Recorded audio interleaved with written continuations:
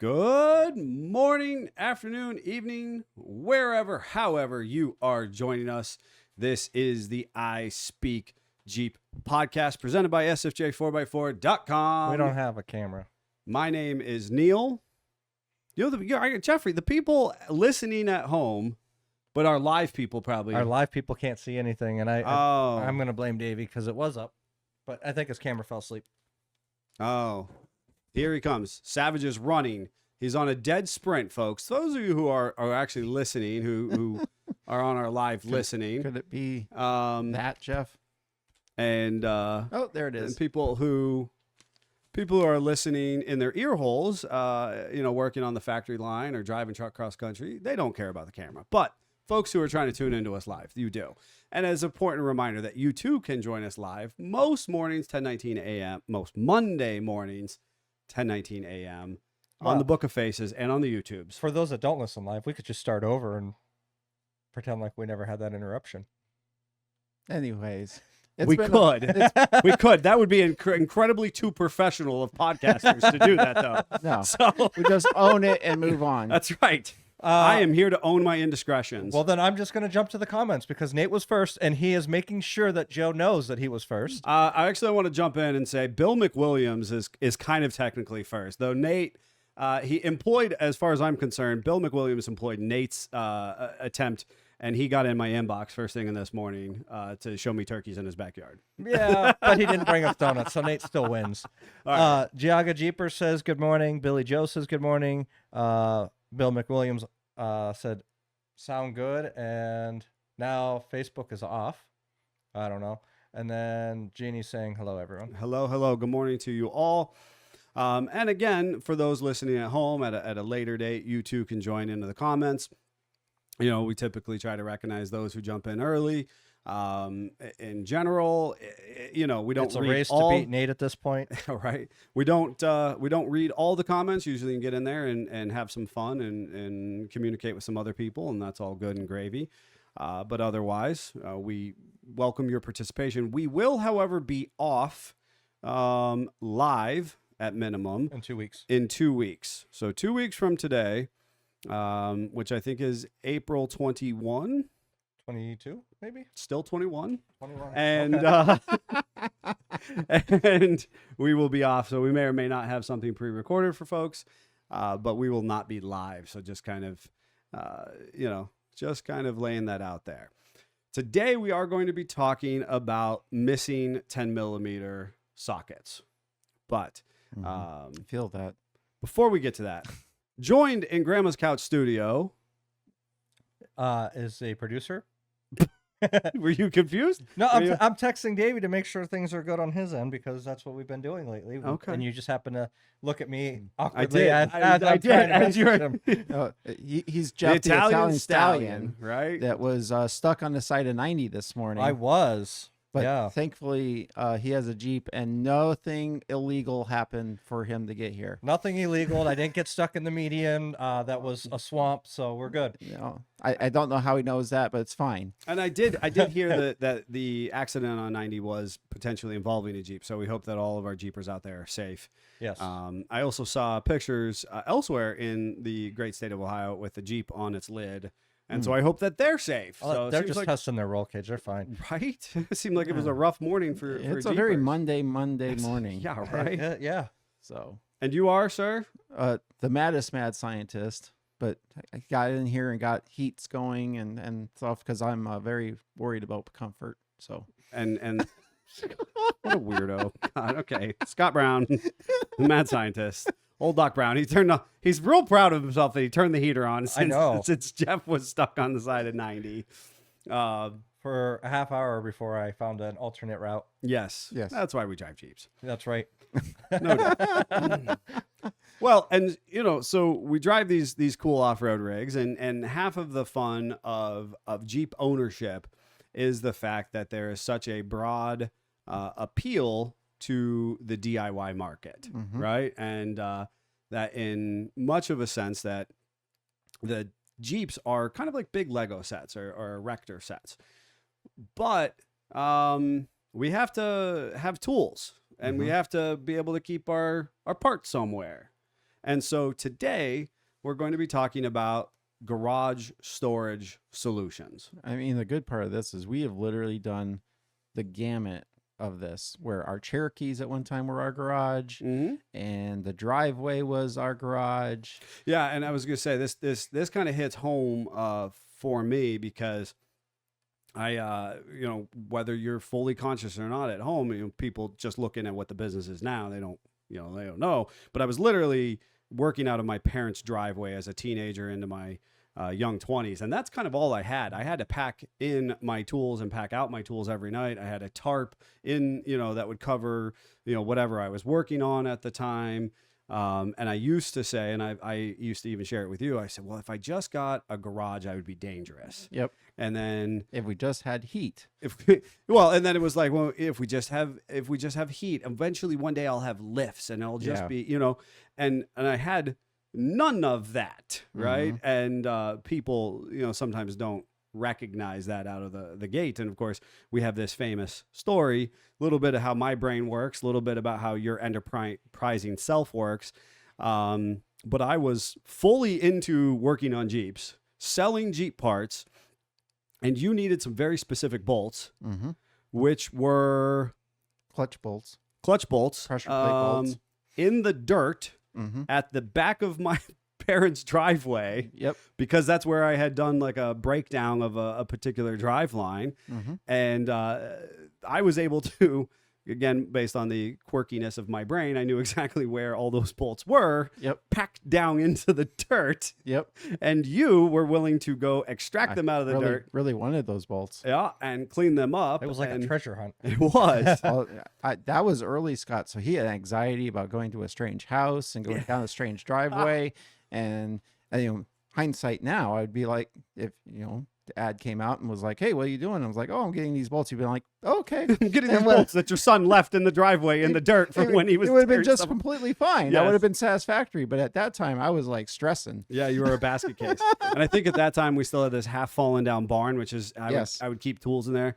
And at that time, when we started, we had your standard old metal Craftsman toolboxes. I still, if you go back far enough, my grandpa Simpson, both of my grandparents were in trades or handymen at least, so they both had the classic from the back of the Handyman magazine. You used to build these wooden toolboxes that had a big dowel rod and kind of the triangles on either end, and there was a big open tool carrier. I think I made that in metal shop in middle school. Metal shop, Yeah, we did a metal one. Oh, okay. Exactly so I know that it was in design, wood. but Fancy. Ooh, fancy! You were in middle school metal shop. nice. And I had like one of those blow mold cases, Craftsman tools. One of my first toolboxes, and the dangerous with couple those buckets. is after they got used too much, the latches would just spring open randomly. Yes. So you're carrying your toolbox. You're like, is this going to be the time I have to pick up all the things? It was like 52 car pickup on steroids.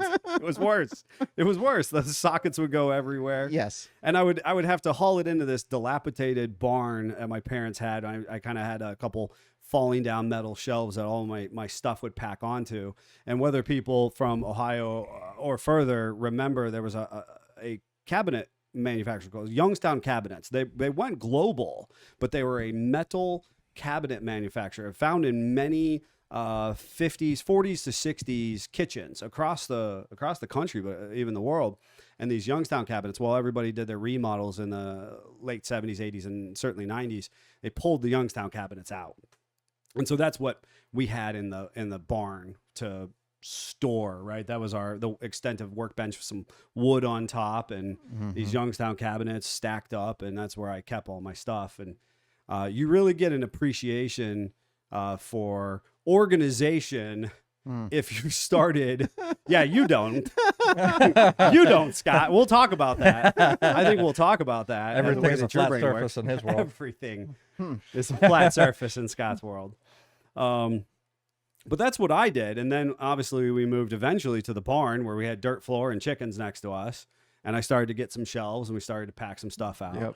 But the tool storage industry has become a multi-gazillion dollar approach. I mean, if you go into Oh yeah. Harbor Freight, Lowe's, Home Depot, Menards, any of the leading contenders. You can't even walk through SEMA without being approached by mechanic tool sets and magnetic wrench hangers and all the different new contraptions that they Right. come up with to help you store better. Yeah. And obviously, we talk about that you've seen, pack out sets, not only just in some of your leading manufacturers, but now all the knockoffs. They're And, big on the rise. and they're huge on the rise, right? And at one time we just had this wooden box that you made out of the back of Handyman magazine. You carried a slew of tools in it, Yeah.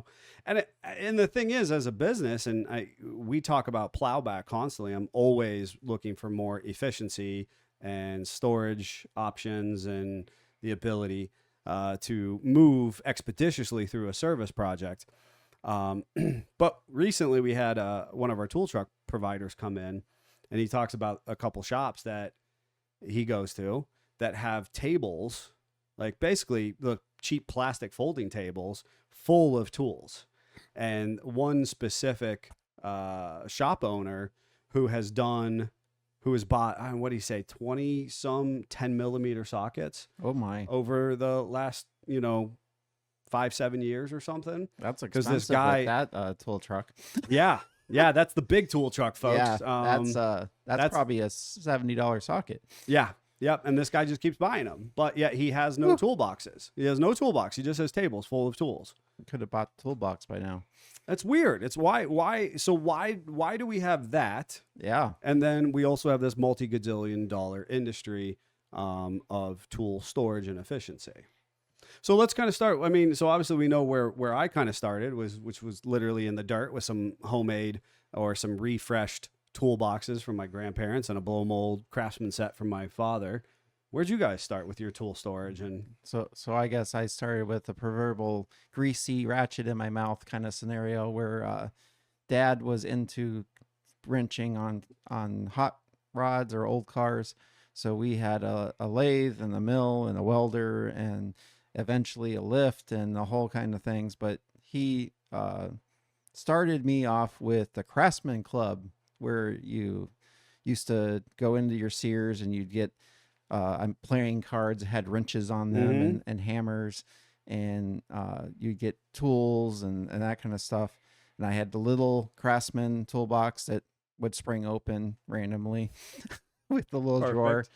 That was my very first toolbox. And then I actually, one of the good memories is Dad, I think, picked me up from school and we went to Sears and he got me a little tool chest, a cheap one with the big door on the bottom with only like 2 drawers and a top. And I'm still actually using that top for wrenches and stuff now.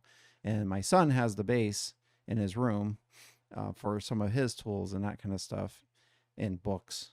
But Perfect. anyway, so I did have to kind of figure it out a little bit on my own, but being able to use my dad's stuff, it will become no surprise to everyone that I used to get yelled at a lot for leaving tools out. Wow. Would never have guessed, Scott. no, And, I would have believed you were praised for it because of the way that your behavior is now.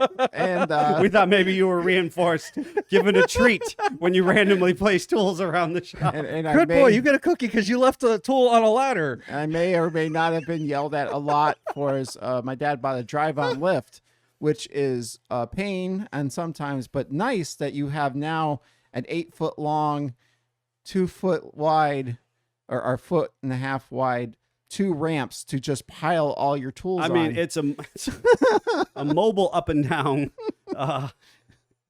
tool shelf. Yes. So I may or may not have gotten phone calls from my dad and yelled at that I'd left that tools out, and my response was, well, I wasn't done yet. Oh no, we're never done.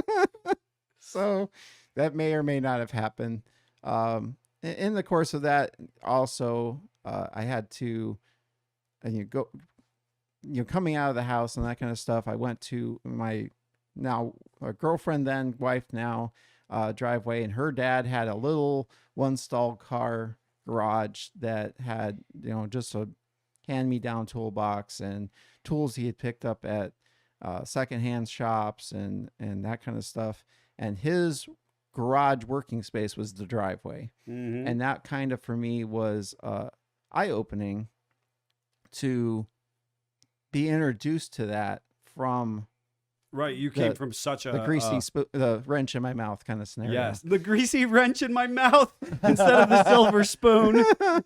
So That's so funny. true. so I got to, change U-joints on my axle shafts on my Cherokee in the rocks on a block of wood and that kind of stuff, and experience that, which made me appreciate the stuff at home Sure. a lot more, other than the yelling and contention with that. But that's kind of where I started, and then I had to then, over the course of, I was able to keep some of my dad's stuff, but I had to kind of start from scratch on my own thing, and that's why I tell people, like, I lost dad in 09, and a lot of the stuff had to go away, and I'm just now trying to get back sort of where he was, sans lift, because I just don't have the space for it. Mm-hmm. But having the lathe and the mill and being able to do that. And then I remember early days, he had old machines that he had to fuss with. And I remember when the new lathe showed up, and, the mill was always kind of a good thing.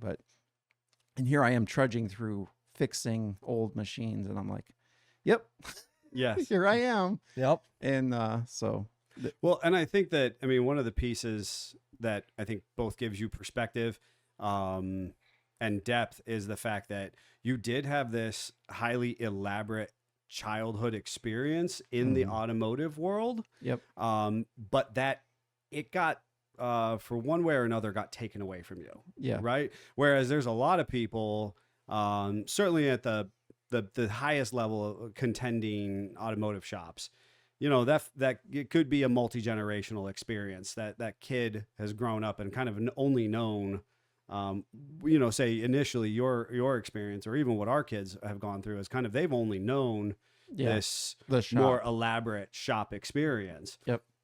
And God willing, that will continue.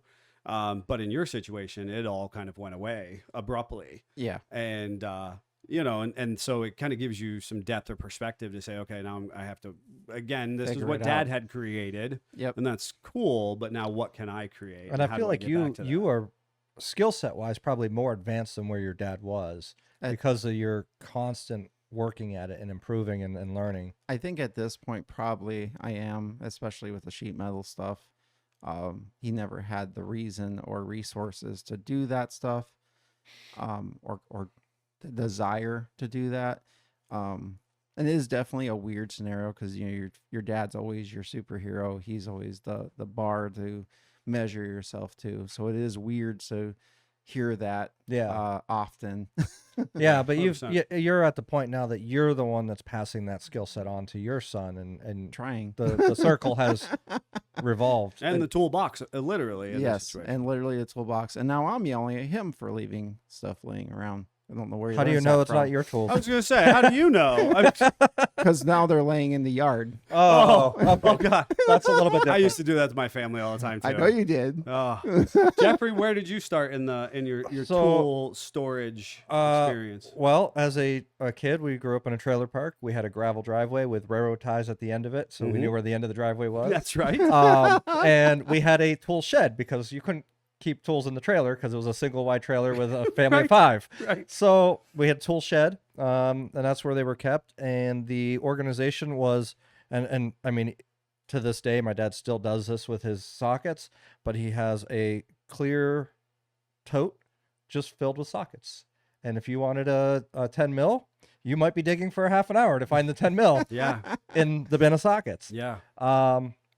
So that's where that started. As a teenager, I remember it was kind of like a white elephant Christmas game we were doing, Mhm. and I had ended up with this black toolbox, which you just commented on because I still use that black and actually, toolbox to so this day. funny, and I'm going to take off. I'm sorry to interrupt you, but I'm going to divert here. And when we were talking about some aspects of, what are some topics that we could be discussing, I enjoy when you've been coming to work on the house, you show up and you carry this toolbox like my grandfather's did, like I once did. You know what I mean? And he reaches in and he pulls out this, you know, it's politely, it's run of the mill, you know, like it's Yep. a hammer that just works. It's a wrench that, or a pair of pliers that just works. Yep. Now the whole industry is on bigger and flashier pliers and side cuts and Yep. adjustable wrenches and whatnot. And it's like, there used to be a time where it was all like, you would go to the garage sale and you would just pick up a pair of pliers. And if a pair of pliers worked, I mean, if it didn't work well enough, that meant you weren't squeezing hard enough. Yeah. You know what I mean? Yep. And now Or it's if they all were- like, Spray a little lube in them and you're good to go. Or Right. if they were that big of garbage, you threw them away and you went and found another pair of pliers that did work. Right. but not like today's standard where Yeah. we have this. Yeah, you high weren't spending sellability. $70 for a pair of pliers. Right. And we're not even talking about the tool truck. I'm talking about what's migrated into your box store, Right. Oh, yeah. you know, tool experiences. Yep. And so actually, you know, you showing up with this plastic, but nice And it was toolbox. It was so cool because when I got it, it had the wrap around it, the plastic or label, whatever that would said, "This is so strong you can park a truck on it." It had a picture of a truck parked on 4 boxes, one under each wheel. classic marketing. And honestly, it has held the test of time Do because you know what brand it is? By I chance? not a clue. Not a clue. Not a clue. See, and that's the other part. I don't care. I am a Milwaukee guy. Just so we are clear, Jason will joke and he'll be like, "You would be a cheap tool guy if it wasn't about keeping up with the Joneses." And I'm like, you know what? That might be true. It's I might- 100% true. If, I don't know that I would still get caught with a Ryobi in my hand, but Yeah, that's rough. but we are all drawing our lines by today's society standards. Whether you're a DeWalt, a Rigid, a Makita, a Milwaukee, We were doing the episode about tools a while back, Right. And my brother texts me after the episode. He goes, "I don't know how I feel about your show anymore because all my tools are Ryobi." I am here to judge you. That's okay. That's what I told him. My father-in-law had his fair share of Ryobi tools. But my brother also might use a screwdriver once in a year. So I'm And- like, and you know what? That's a great tool for If you go to my house build, you will see a Ryobi tool or two kicking around. yeah. literally being kicked out of the lab as we continue to work. But yeah, so having that option, and then I rented apartments most of my life, so I never really had great storage. So I had a tool closet, and what I learned was that little black box that I have was my universal toolbox. If I knew what I was going to be working on, I'd switch the tools out in that box for what I'm going to work on. I still do that to this day, and that's what I do for your house. So if I know we're going to be working on electrical, the box is filled with electrical tools. If I know we're going to be working on plumbing, I've got the plumbing tools on there. If I know I'm going to be working on just carpentry stuff, the hammer, the tape measure, square, things like that are going to be in there. Sure. And I mean, and if my point wasn't clear before, it's this idea that you don't even know what the brand is Not a clue. of that toolbox. And you remember this elaborate marketing scheme, if you will. But by today's standards, people are separating themselves and they are proudly representing their pack out kits, their book bags. You know, people are having this sense of identification with their tool brands and the tool storage situations. I feel you know? called out. Yes, yes, because you are through and through a Milwaukee Yeah. guy, to say the least. So let's talk about not where we came from, but what does your garages or your tool storage currently at home look like?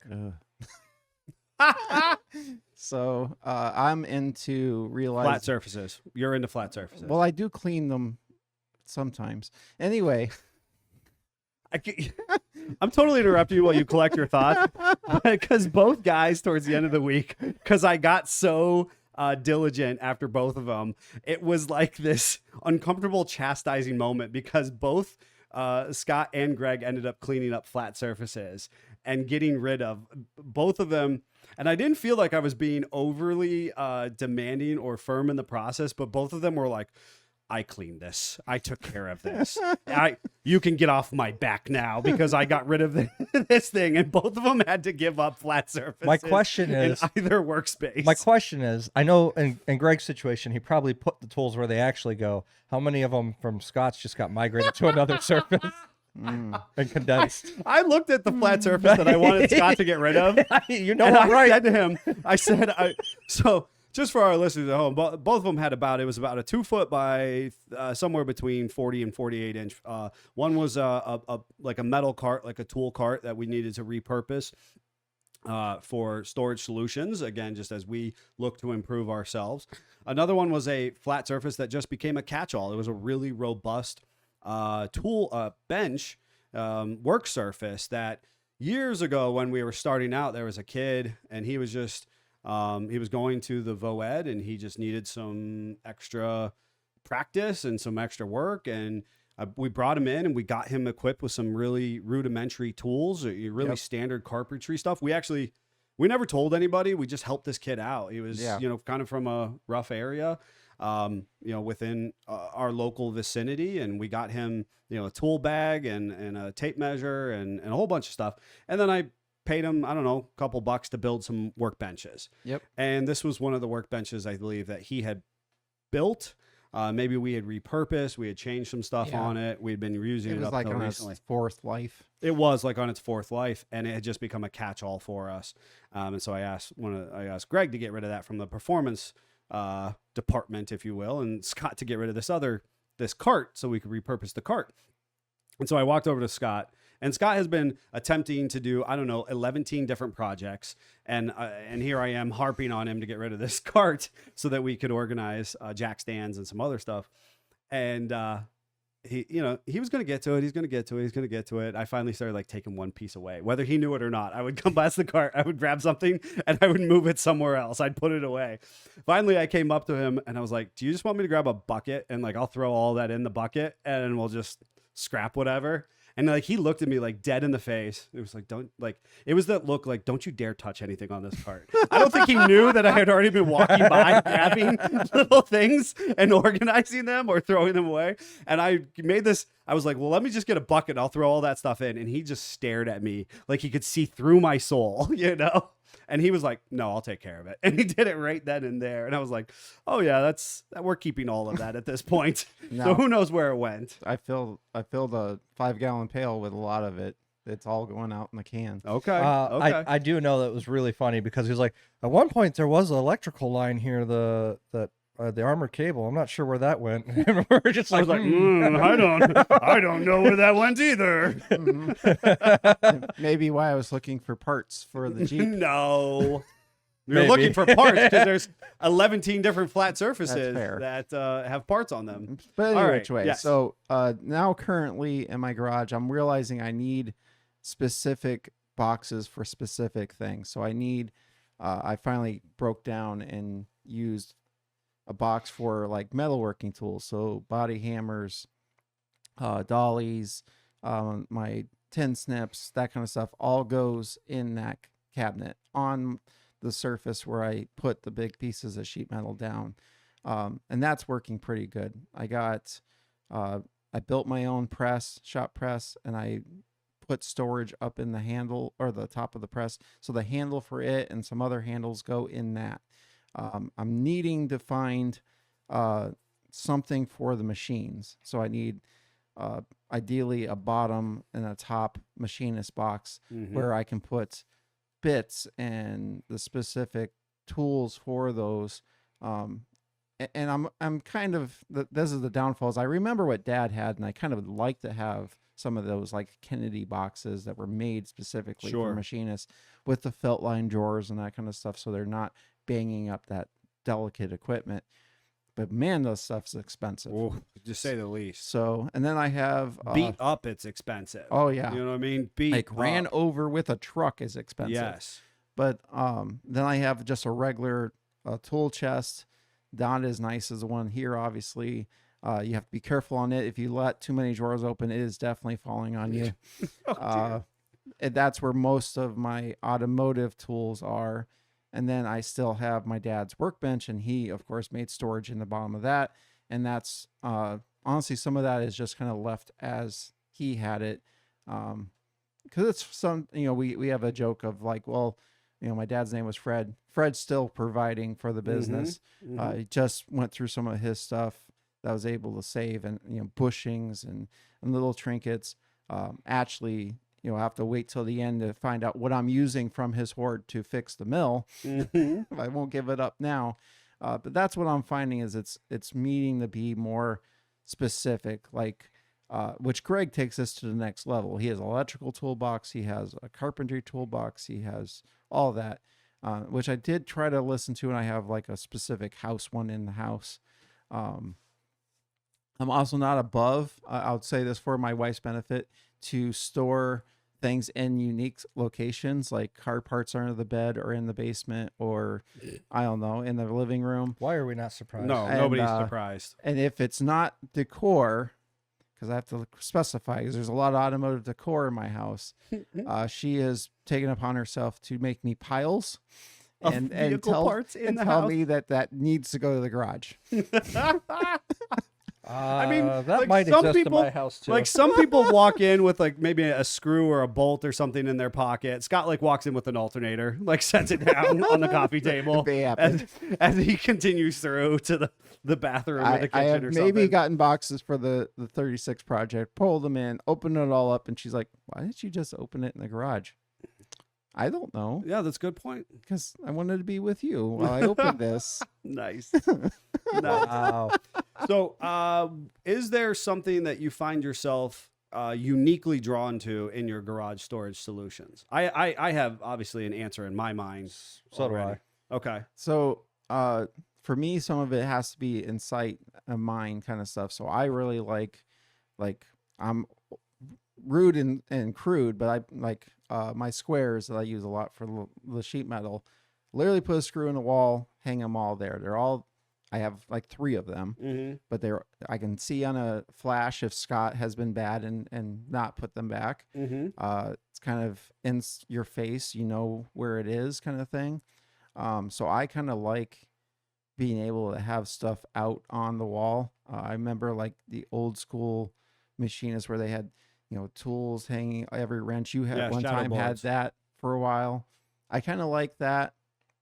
Toolboxes can get over full quickly, especially when you're me and not wanting to spend $20,000 on a toolbox. So toolbox here is stuffed. This toolbox at home is stuffed. Constantly having to do the drawer shuffle Mm-hmm. to get the drawer to open or close. That kind of sucks. So I kind of like the in your face kind of to that, because it's easier not to outgrow it. Mm-hmm. There's always another spot in the garage wall where you can put a screw or a shelf or something like that, and you can put it up there. Where a toolbox, you just instantly outgrow it. It feels like as soon as your skills improve or your direction changes a little bit, now you need more space. Sure. I do think is sort of unique. We have to kind of preface, or maybe could or should have before. We're obviously, because of our own inclination, automotive and carpentry, that's going to be kind of foremost. None of us are just by career path or even side hustle are your traveling handyman type character. Right. So I am always jealous of guys who have enclosed trailers or box trucks. I understand the need for the more rugged and dare I say industrialized pack out kits because they're Some constantly. of those are pretty awesome. They are, because much like the Kennedy box Yes. for machinists, and I am familiar with those. And if you're not, as you're a listener at home, think about a toolbox, but the best toolbox you've ever seen, but on steroids, basically, Yeah. is what Kennedy boxes are, machinist boxes are in general. And that's part of that industry. Whereas again, with a traveling handyman or contractor, you need the rigidity, the ruggedness of the industrial pack out boxes, because you're buying it now and you're hoping that in 3, 5, 7 years, you're still in and out of that, much like we are our metal toolboxes. Yeah. So I recognize that, but of course, what we're going to be talking about outside of Jeffrey and his carry along tool chest, which is your standard size toolbox, none of us at this point. I once was mobile with my tools, Yeah. and I had to have a consideration for that mobility when I was doing a lot of infield picking or having to show up at a location and make a Jeep mobile. I would that argue kind of that I do a lot of the traveling handyman type stuff, but I just take tools that aren't meant to be mobile. So Not surprised. But you also haven't heavily invested. I know a No, number of people who have really succinctly organized their tools into these pack out kits. correct. I mean, I use them honestly- at home too often to worry about that, and that's exactly your point. Right, and that's right. That's exactly it. And I'm acquaintance of the business. Great guy who runs a handyman business, and he actually does all of his contracting out of a Jeep LJ. So that's the long wheelbase TJ Wrangler, so 04 to 06, and he just has beautiful Milwaukee pack out set, and he just has all of his tools easily accessible through his Jeep. It's actually pretty impressive. Cool in nature. For me, I was going to say, where I am particularly drawn to, I am a pegboard guy, which is not, by what I now understand as I survey the world, which is not your average, right? It was a time where tons of people had pegboards in their garages and their workspaces, and not everybody does. But I love a pegboard because of exactly what you said. I want to be able to see my tools.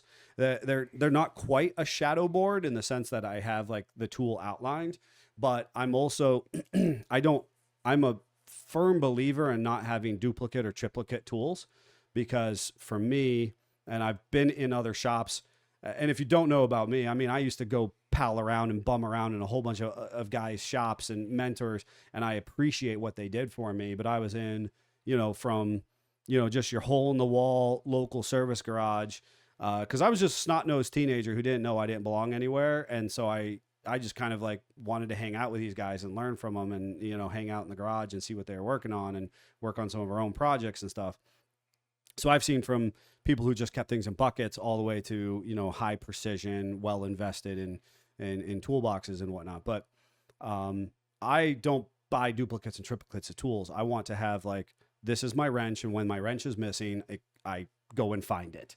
I know that if this socket is gone, then that I need to find this socket. I thought wrenches were like carpentry pencils. You just throw them You out to just the throw shop them. so that when you need it, it's somewhere in the shop It's nearby. somewhere and you're kicking around. You've got 10 of them laying around, and you just pick one up and use it. Right. Feel called out. Other than, and like, so I'm conscientious of these characters. Now, understand that I'm not one of our lead mechanics by any stretch anymore. I made do and did what I needed to do mechanically within the business.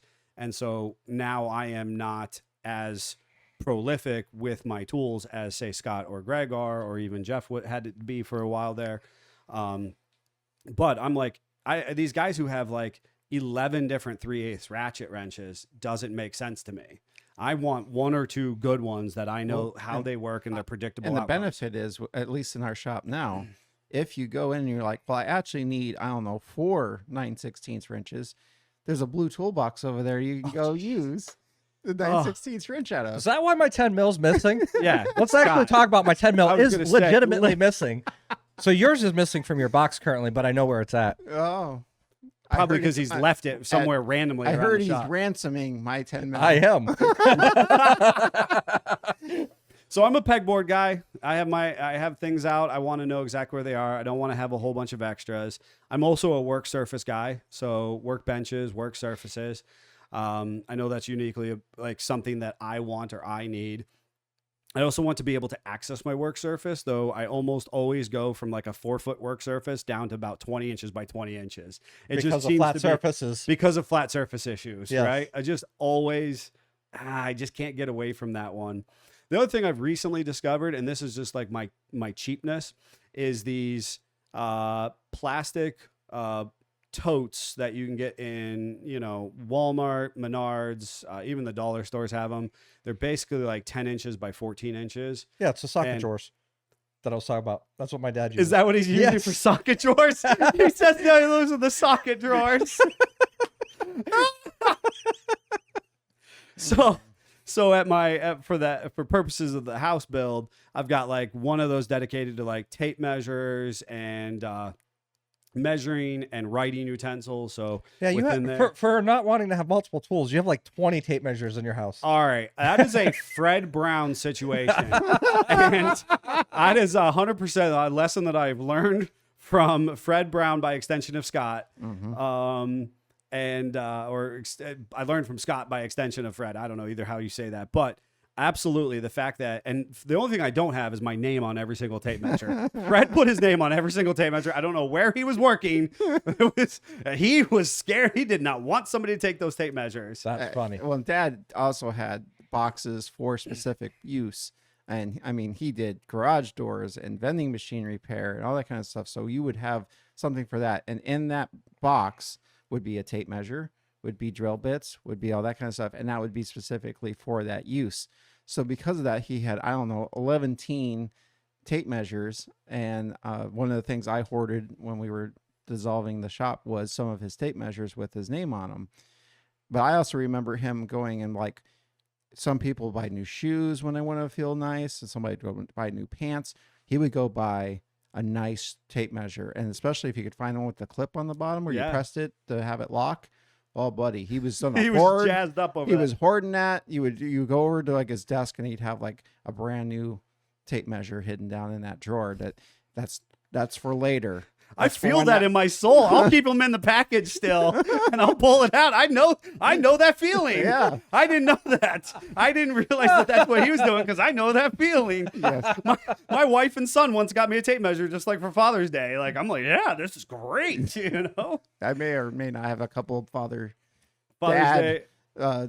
Tape measures. Oh, I love it. Well, anyways, that's one of my little cheap hacks. Was I bought those I think for Walmart, and then I managed to organize all of the different little pieces around the house build so that I can just go there for tape measure, measuring, or for some drill bits, or for gloves. I have one just dedicated for extra gloves. The other thing with the house build is, as much as I really want to live in the house, it's been so fun as a journey of having other people come in, and when we can speak intimately here at SFJ because we use each other's tools, and that's always like a weird adult faux pas thing. I was gonna say, I've been told multiple times, well, you keep your box locked, right? No, we all share. Yeah. But who's gonna steal your tool? They're not stealing the tools. It's But we might misplace them. we misplace them. But then Flashlights honestly- get left on exhaust and melted, but Oh, that's fair. Realistically, I think that of our incident rate is actually very low compared to what I've been familiar with outside in the world,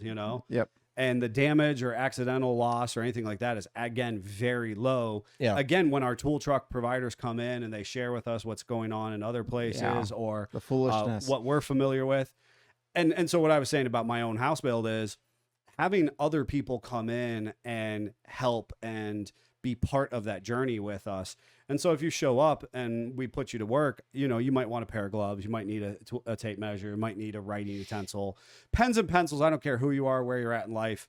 They always disappear. That's always disappearing. You're not winning any way, shape, or form that way. So I always try to have extras, especially when Scott's involved. And we had a case of hidden markers. we did. I think they're not so hidden anymore. I know where they're at. I'm just not using them. Sure, you're not. Flying in the sand. We might have had a Milwaukee marker incident, which, if Milwaukee's hearing, I definitely would love a sponsorship, especially of your markers. of Inksol markers. There might to say be the why least. I have a drawer dedicated to them at home because, That's where all 100%. the markers are at. Right, they're all No. at home and In in his drawer. it In was a his pack drawer. I bought. I was honestly thinking about getting him like green Milwaukee Inksols. You know what I mean? Ooh. Like just That way we will knew be they were his his. color. We know that he is that, and if he is caught with a black one in his hand, That helps we know me, that he's honestly. taking it. It's like that's why if you come to the shop, there'll be, I don't know, 10 water bottles without the label on them. I know they're mine. Right. And I just, when I get thirsty, I look around like, where did Scott leave a water A water bottle? bottle. Which flat surface is it on?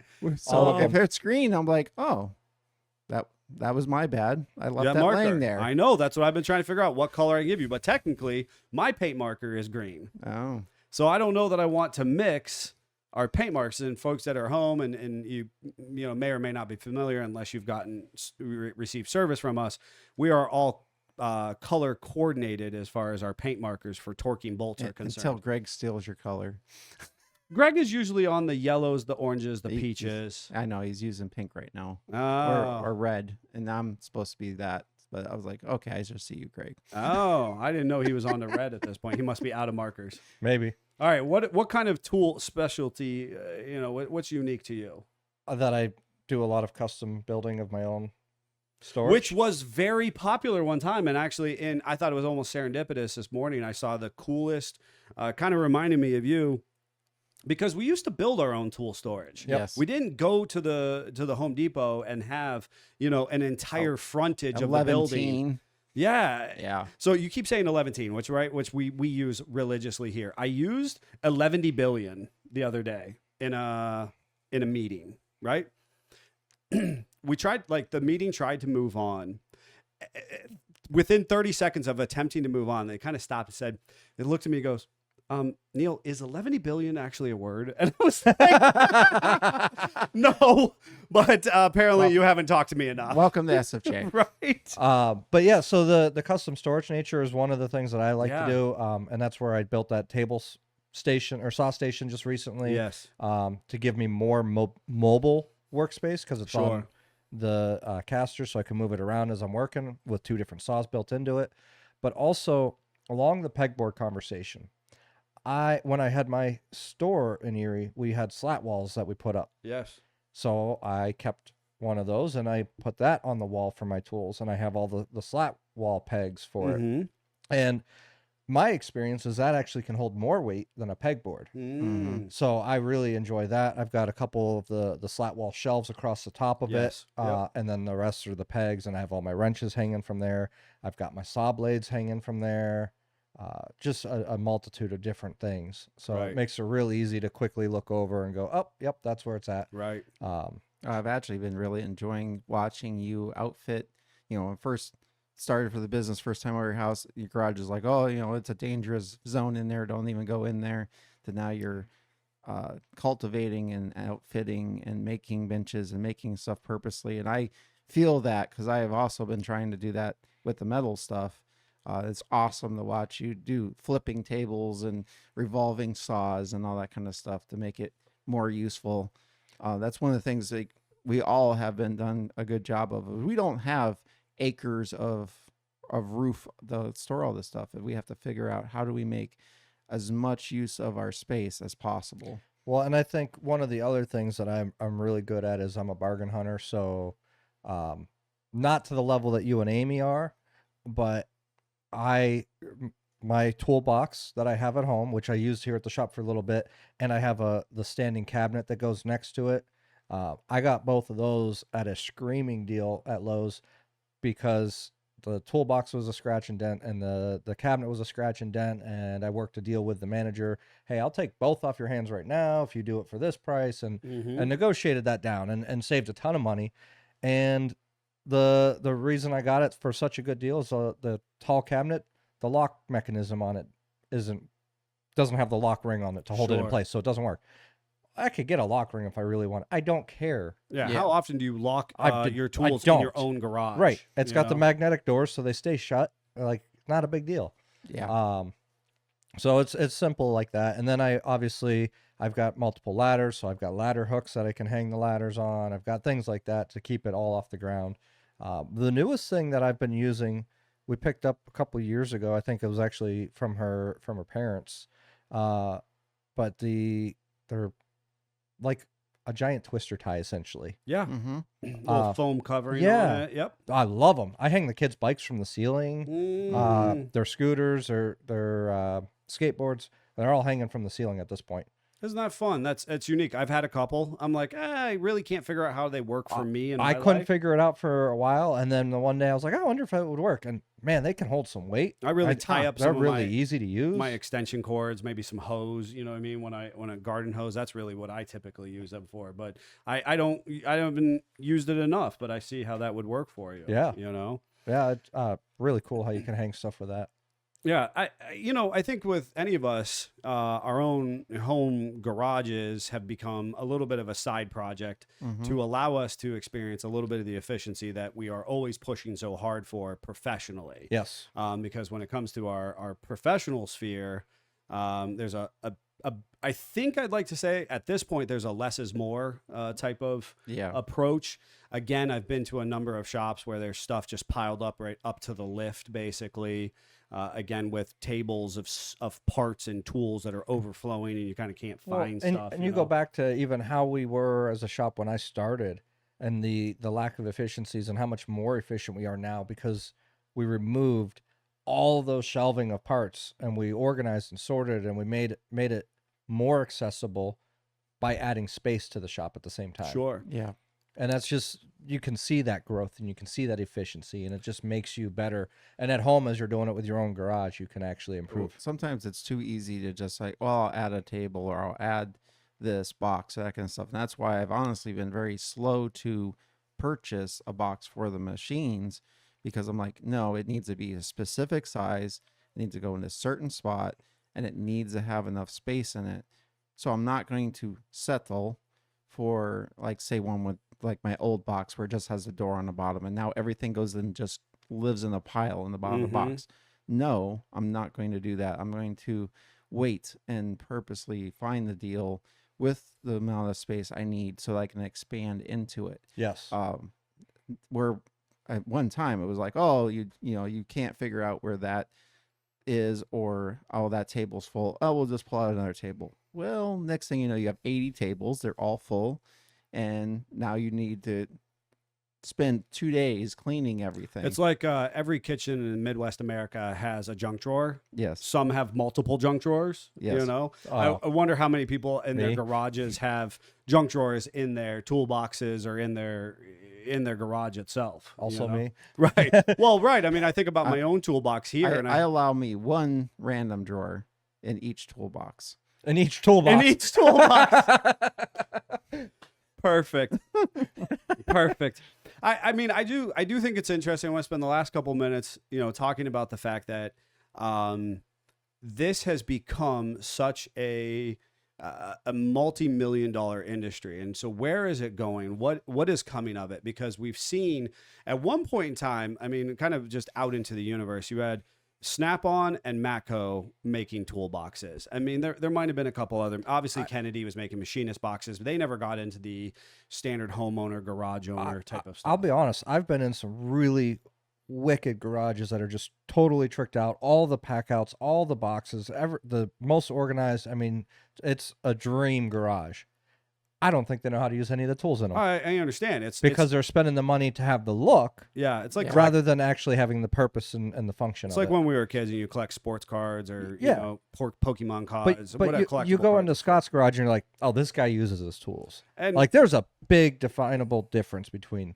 Sure. Yeah. I get it. Now, the challenge I have is some consumers don't know how to define that, because we get customers who are like, oh, yeah, I went to this garage, but now they're closed. And I'm thinking, I saw that garage when they were open. I was like, what made you go to them? You know what I mean? Like Yeah. So there's a weird thing to go, hey, it looks where stuff gets done. And it looks, hey, it's too pristine. It doesn't look like you're doing anything. Now, you know? I will argue the opposite of this, because I actually got to tour a NASCAR facility, a garage where they actually did all the tune-ups on the vehicle, all the service of engines, everything. It's a hospital. Oh my, it was cleaner than a hospital. There wasn't a speck of dirt anywhere. They have a full crew that just cleans. It was unbelievable. I mean, there was 20 different cars, all the same car, obviously, but Yeah. 20 different ones. Same number, same racer. They had a wall of numbers. It was the magic wall of numbers that you weren't allowed to take pictures of.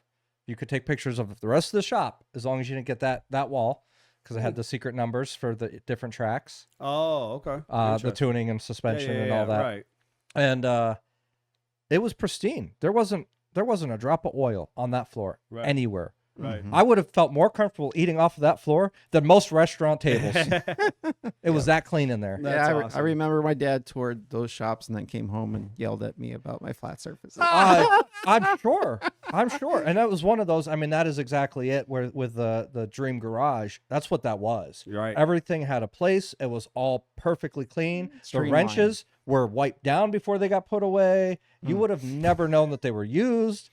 It was unbelievable. Well, and I just don't think that that's realistic or replicable for the average. Not for the average. The average No, individual like who's going to be working on their lawnmower, doing a household project for their family member, and then doing a project on their Jeep. no, you like know? Scott said, they have a whole team of it, and there's a lot of money involved in NASCAR. 100%. Yeah. Now, I do want to jump to the comments because there's a lot of talk about, just peanut butter jelly jars, coffee cans. My grandfather had one that was out of the, again, back of the Handyman magazine. Used to have the jars with the metal Mason lids. jars. Well, yeah, So- they had mason jars, but these were like your food jars with the metal lids because all Yeah. that, and you would What a screw it mason up into jar the is. bottom. Yeah, but the mason jar is too big, right? No, So they have this different was- sizes. I know they do. I know. It's God literally a bless it, mason jar. Jeffrey. It So wasn't. anyways, You would screw it up into the bottom of the shelf, and Yeah, then you just. Yep. I, you thumbed it in like a light bulb. I remember you know? really industrious ones. They had them rotating, so they Yes. had all the jars turned at 90 degrees, more jars. the other one I've seen is where they hose clamp the jars to the wall, so that the jar itself is hose clamped, and you can just reach in for loose screws, nuts, and bolts. And then my dad, he brought unique things like always, Pringle cans. He had Right. the cardboard ones, and then when they came out with the plastic ones, he was like, That was a thing. that was right? such a thing. And I remember him like, well, I'm gonna, he'd snack. He's like, well, I'm getting that for the can. And the problem is, I still have trouble throwing away these nice plastic and robust, plastic or glass jars. I'm like, this could be really good for holding this stuff. And I'm like, what? The let funny it go. part is, I'm still using the Pringle cans that my dad had. That's like awesome. drywall screws. And he would take the time, he'd take a little piece of wire and he'd poke 2 holes in the lid and he'd put 1 screw in there so you could look at the thing. Oh, that's that screw and that's that screw. That's actually pretty cool. That's smart. And I'm still literally using that. And then he would put them in a milk crate because they all stand up pretty nice in there. And now you can take all your screws with you, boom, and it's quick. Well, I think, despite the fact that you walk in any Home Depot or Lowe's, Menards, pick your poison, Ace Hardware, you're going to find this growing multi-million-dollar Almost industry. overwhelming. It is. And it is awesome, and it's neat, and it's a good thing to see, both for our for our pursuits of anything being handy. There's always going to be a place for milk crates and Pringles cans. I love milk and, crates. um, Milk and- crate storage is the and best. nostalgic old plastic toolboxes, because it's about getting the job done so much, as much or more than how it looks in the process, like Yep. you were saying. This was a fun one. We love the conversation that was going on in there. We'd love to hear from you regarding your storage solutions. And, we're going to have an opportunity for you to be emailing indirectly to the show in the future. We'll let you know what that email is, but just so you know, we want to hear your stories as well, as we may end up sharing them on the program or in some type of little special featurette just for our download listeners specifically. Again, friendly reminder, we will not be in 2 weeks from now. If you enjoyed this, obviously, there's also a sister podcast called The American Hustle. It's about leadership, entrepreneurship, and just downright being a decent human being. So you can check that one out as well. And if you want to hear what's going on in our personal lives, you should hang in there. And right after the outro, we'll be back on air to kind of give you an update from our weekend. Until then, Jeep on. Jeep on. Jeep on.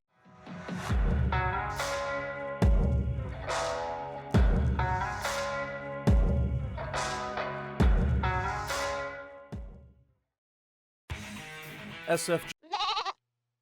I started the intro I instead of see going back that. to the screen. Whatever. So I was I'll trying to buy Neil more time to come back. He had to go that's do okay. I'll something just quick. do my update. So what I did over the weekend was a lot of fighting with my mill. Oh, you're still going on that. I'm still going on that. Made a mistake of they had one function, it didn't function, and I was like, I'm gonna tear it apart. I'm gonna figure out what it was. And I've seen this before with like manual transmissions. It's amazing how something can operate but be completely broken and garbage at the same time. And that's what this was. Gears were broken, keyways were split, and shafts were ruined, and all kinds of stuff. Now, normally, other than the expense, this would not be a big deal. But I foolishly, Could you use the mill to make those parts? I could. Yeah. Yeah. That's It what was I pretty figured. great if I had a working mill. Yeah. Anyway, I bought an import Bridgeport copy. So back in the 70s, this was a thing where you get a Taiwanese mill. And my dad's mill actually was. So I wasn't scared of it. But we never fixed or had to repair his mill. Yeah. And now I'm learning about how conversion from millimeters to inches and back and forth, how things can be ish the same, but not. Yeah. And in woodworking, this stuff would be great because, you know, you got a 1/4 inch plus or minus. In machine shop world, no. So thankfully I do have a lathe. So I've been doing a lot of little bit taken off here and a little bit taken off there. And okay, so now I took off there. Now I got to take off some here. And the part I think people will most enjoy, and I'm glad Neil's back for this. There's a little special carriage that goes up in the head of the mill, and that takes rotational force off the spindle, turns it 90 degrees, and goes down to make the auto feed down work. Mhm. And I had purchased a used Bridgeport one to put in there, and I kind of put it in. I thought it was all going great until I tried to put the top gear train back on, and then you couldn't shift it anymore. Oh dear. So I was like, okay, it's repeatable. Every time you put that on, you can't shift it. So I took it apart, and I'm like, okay, I still have the old carriage, our assembly. Let's look at it and look at this one. Oh, look, that one's a little taller. Oh, look, that pad's a little bit thicker. Oh, look, that one's a little bit off. And got out the mics, and then I was like, oh, that's that's 20 Sizable difference. that's a little bit this and that. So I was like, okay, I need to use the carriage from the mill, but all the parts are broken in it. So I started taking apart the other one, and can I put the parts into it? Oh, well, yeah, I can, except for, it's a little bit short or too long here and it's a little bit long there. And oh, by the way, this hole's too big. So I need to put the mill back together without the auto feed down so I can use an end mill. So you need to actually mill the part that you just purchased. No, the old part, because it's too big for the Bridgeport part. Bridgeport parts turn down smaller. So I went through my dad's hoard of plastic bins of bushings, and in there is a Chevy leaf spring bushing. Perfect. And it is perfect size for the piece that needs to go in the carriage. And it's bigger than the hole currently in the carriage. And I happen to have an end mill that I just purchased secondhand that is the exact size to make a hole in the carriage the right size for the outside of the bushing. My head's spinning right now. Right? And I just have to cut the bushing down. So in long story, layman's term, I'm going to use a Chevy leaf spring bushing cut down, and I'm going to put the mill back together good enough to machine it so I can put it in the mill to then make this function, I think. That's I think awesome. Finishes up with, I think. When you're Until- using the tool to fix the tool. Right. That's exactly That's what awesome. I heard. Yeah. So that's currently my, what I was working through this weekend until 10 o'clock last night when the bearing housing for the one spindle was like, nah, I'm good. I'm going to break a corner off, and the screws that normally allow it to go up and down are now doing this. They're waving at me. So spent this morning conversing with a friend that's a much better machinist, has a big CNC tool. Like, maybe I just have him make me a new housing so I know it fits. He in turn found measurements online so I can actually go home, measure mine, see if it is different or not. And I'm either having him custom make me one or paying another $150 for Oh, another dear. parts and waiting for. You know, there's a repeat behavior pattern here for Scott. He buys Yes. these old things And then he pays for it still. and he Yes. pays for it still. Yep. Sometimes you just need to take the money that you don't want to spend, put it with the money that you did want to spend, and buy a better tool. But you've also gotten really good tools out of that too. I so- have, and Yeah. I'm And you learning. learn so much. I'm learning how the tools work, which is kind of invaluable. Yes. I'm understanding what needs lubricated, how and why. And I am that kind of person. I need to see how it functions for it to understand. I can read a book 14 times and still need to see it torn apart. So I am glad about that. But I just want to use my darn mill already. Right. Right. And my mom sent me a thing and was talking about, certain type of guy specifically that when a project needs done at the house, instead of paying somebody to have it done, in a day or a week, they'd rather go out, buy the tools, spend 5 to 6 years, doing it, Mm-hmm. and still only do it 80 or 90% of the way. And I was like, oh, I feel seen. Yes. Like, Yeah, ugh.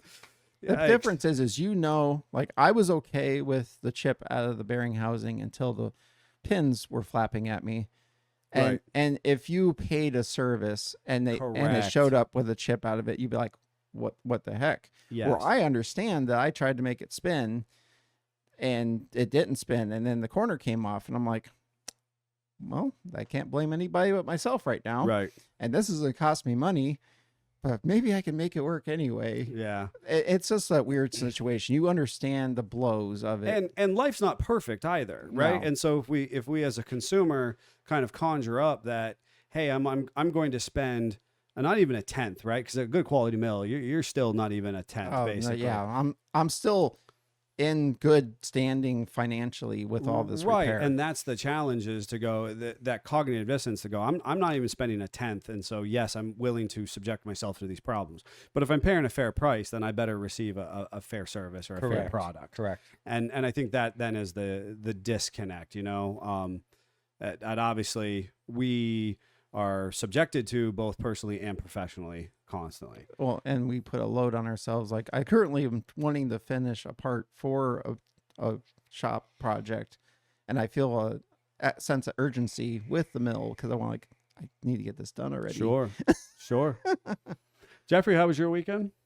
It's been a week. Let me tell you. So, well, I'm instead of just doing the weekend, I'm gonna go all the way back to Tuesday, Oh dear. because Tuesday after I left work, my wife wanted to go meet a puppy, and so forgot we already. went. Feels like so long We, ago. we met this family at a dog park who was supposed to bring a puppy. They had 2 fluffy ones in the picture. They had 4 puppies total. Mm-hmm. 2 fluffy ones, and she said, bring one of the fluffy ones. I don't care, male or female. We'll bring our big dog to meet and make sure that they're okay together. Mm-hmm. We get to the dog park, and I'm gonna have to modify the story a little bit so that I don't curse on air. But we get to the dog park. They pull up, and they hop out with both fluffy dogs. And I look over at my wife. I look back at the dogs, and I literally out loud say, "Oh, sugar honey iced tea," because I realized what that meant. And And she immediately goes, "We're taking them both home, right?" Yep. Yes, we are. I told my wife, and she looks at me. She goes, "Did they not learn anything from us about littermate dogs?" And I was like, "I Hey. clearly it's on deaf ears, They have 2 more still that they're trying to No, find no, homes for. I Rottweiler, German Shepherd, they're and so beautiful. chocolate lab They're mix. so beautiful. They're so beautiful. But you know what? My boy just passed, and I'm good for a Listen, while. we have. I've My realized wife is like, "We need one now," and I'm like, "No." this is our household. We're like the Hydra or whatever. You cut one head off, you get 2 more back.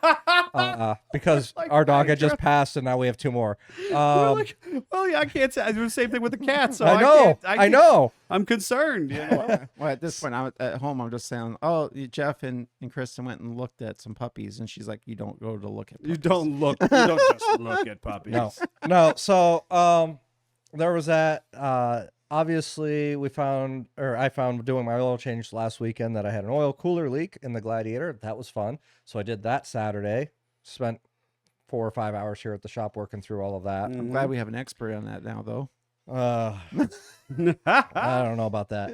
So, and then I worked on that planer, finally getting that put back together on Sunday. Nice. And what doesn't exist are the set bolts that hold the knives in. They just simply do not exist. Oh dear. So I ordered a size up because those do exist, and I did some custom grinding. And the heads were actually 10 mil socket instead of the 5/16 that the other one was. Mm. So I didn't have a wrench thin enough. So I did some custom grinding on a wrench. This is why you own multiple wrenches. So I did some custom grinding on the wrench to fit it down in there to be able to turn those. And Sure. so that's all locked together, cleaned up, put back together. I'll be able to start planing some wood and probably start working on Davey's desk here in the very near future. Now. Awesome. Yeah, that would be very exciting to kind of round out his work area. People have been asking me about how we've been moving internally, And I'm like, well, we moved so that we could expand our merchandising space, and I'll be very excited to actually see that come to fruition. My wife jumped in the comments and said they're the smartest Chaos editions yet. Perfect. I'm glad you guys are happy. That's what matters. I had an awesome kind of weekend myself. Yeah, I saw some social media pictures with the waterfall in the background. Yeah. Looked like you had a awesome time. Yeah. So honestly, it was a big weekend for a number of aspects for me personally, professionally, whatever. Use the Jeep as a pick 'em up truck, as we should all do, right? Absolutely. Especially, I am working on a little project for the house build. I'm calling it my power station, which basically, again, we've talked about some of our resourcefulness with forks on our tractors, and we have forklift here and so on and so forth. But I'm looking to not just, I have a fairly substantial generator, and I'm not looking to just kind of permanently mount it like you would see like a Generac, which is probably the most, you can conjure that up. But I actually want to have a semi-mobile workstation. Now, I run my generator solely on propane natural gas. And so I have a very large tank associated with that. And then I actually have battery backup, and I mounted an air compressor. So I am working on my power station this weekend, and I got it fairly well sealed in so that it will be both plumbed into my home, but also as needed, I can move it over to the shed that we built, Jeffrey and I built together. Jason helping at points as well, but primarily Jeff and I putting that together. Or as needed, I could bring it into town and we could use it here as absolute backup for whatever minor things we might need. So that was pretty cool. And as I mentioned, some other home project stuff. But then we did a bunch of Jeep road tripping over the weekend, and we went chasing waterfalls. And isn't there a song about not doing that? No, yeah, right. So we made sure, as in a true Simpson fashion, we made sure to go chase waterfalls. Did you play the song on the way? You know what, Jeff? That would have made too much sense. You should have. We You should have absolutely played TLC. We should have. So I wasn't the only one in it playing in my head when. Oh, 100%.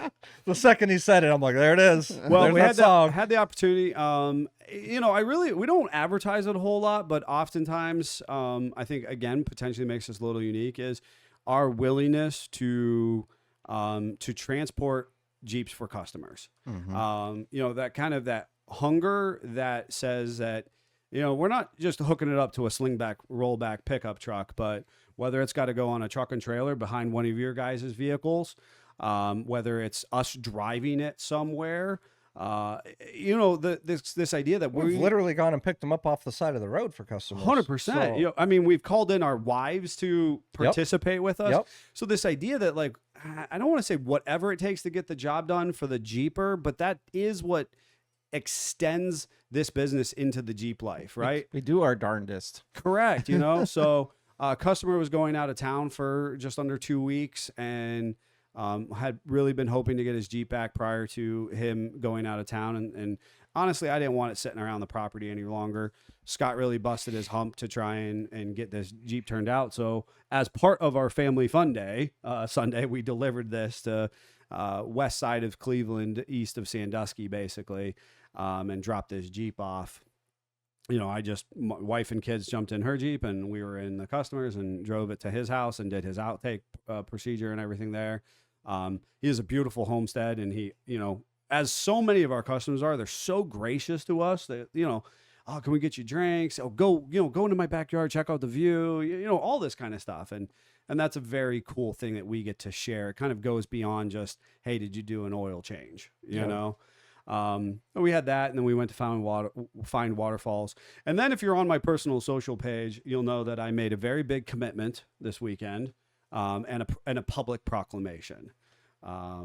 Putting sweaters on your cats.